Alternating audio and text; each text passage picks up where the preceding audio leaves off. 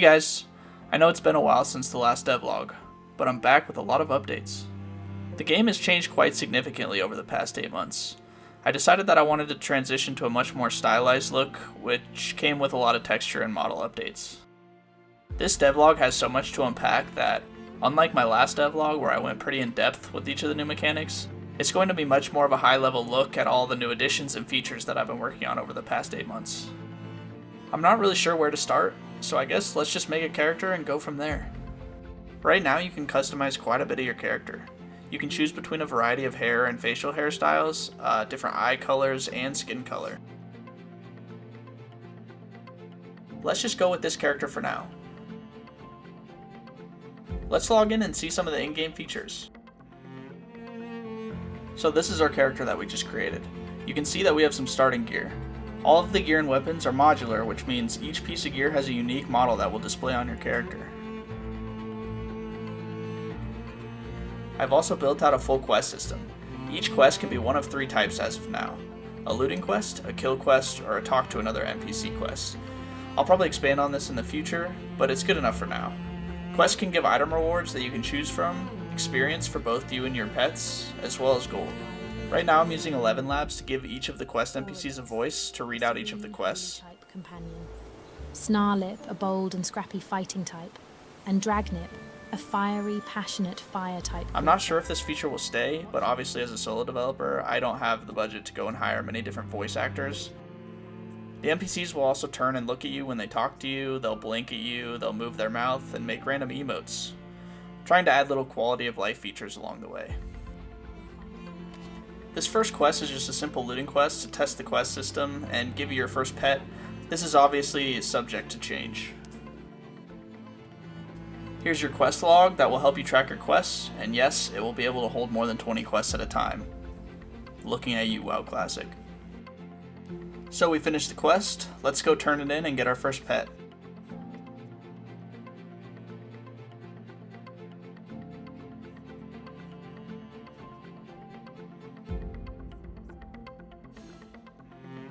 We got a Dragnip as our first pet. Let's go ahead and use the item to add it to our party. Now we can summon it. The pet system works like the pets in WoW Classic. You can command your pet to attack a target or retreat back and follow you. You also have a pet bar to be able to use each of your pet's abilities. Every mob in the game has a chance to drop an egg, which can be used to obtain that pet, which means every single creature you see in the wild has their own unique abilities and can be added to your party. Now let's talk about the player. You'll be able to select the main class for your trainer. Right now I have Warrior, Rogue, Archer, Mage, and Priest planned. I've worked mostly on the Archer class so far, but we'll show off the different classes in future devlogs. And yes, all the classes can have pets. So you could be a Warrior with holy pets to heal you. You could be an Archer with a bunch of tanky pets to keep the mobs off you. You could be a Mage with magic pets for all range. It's up to you on how you want to build your party. There is logic for you to play as your pet. When playing as your pet, you will have a 30-yard ring around your player. If you leave the ring, you will return back to playing as the player, and your pet will switch back to the follow mode.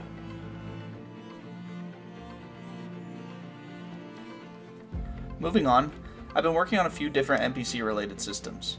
I've added vendors where you can buy items and sell items. Right now this guy just sells food items that will heal your pet's health and restore your pet's energy. Then I have this NPC which will restore all of your pets back to life for a fee.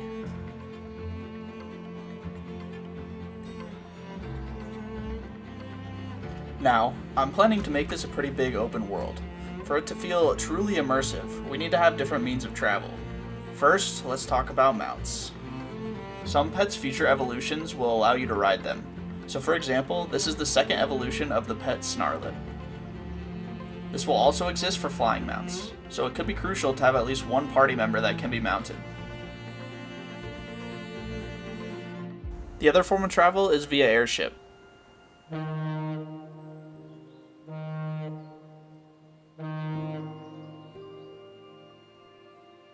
The airships are for travel over long distances and big bodies of water. You can think of these airships kind of like the boats in WoW Classic.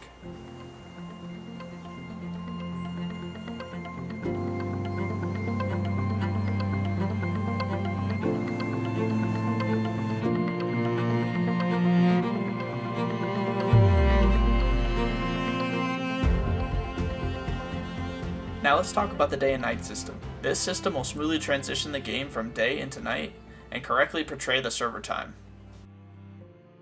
This system also has support for random events, such as fog events, and I'm building out support for rain, thunderstorms, and snow events in the future. Lastly, I just wanted to talk a little bit about the networking and multiplayer. This should be obvious since I'm building an MMORPG, but every single feature you see is built with the network in mind, and goes through a lot of network testing. Every client action goes to the server and is validated. I'll get more into the server architecture in a later devlog. On the multiplayer note, I've added chatting into the game. This includes Say Chat, General Chat, Whisper Chat, and even Guild Chat will be added soon. I even added the ability to link items in the chat, which is pretty cool.